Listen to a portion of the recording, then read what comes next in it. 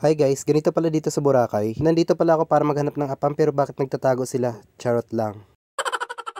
Naglakad-lakad nga pala ako dito sa may seaside sa Station 1. Maaga nga ako nagising para makita ko yung pagbungad ng araw. Maganda daw kasi dito yung araw pag morning. Dito kasi sa Station 1 walang masyadong tao. Pero sabi nila minsan daw madami din tao dito. Pero malapit din kami dito sa Station 2 kaya mamaya pupuntahan din namin yon. Ganito pala kapag nasa island ka, nakaka-relax at nakakagaan ng feeling. At sabayan pa ng sarap ng simoy ng hangin. Hindi ko rin alam kung ganun din yung feeling ng iba.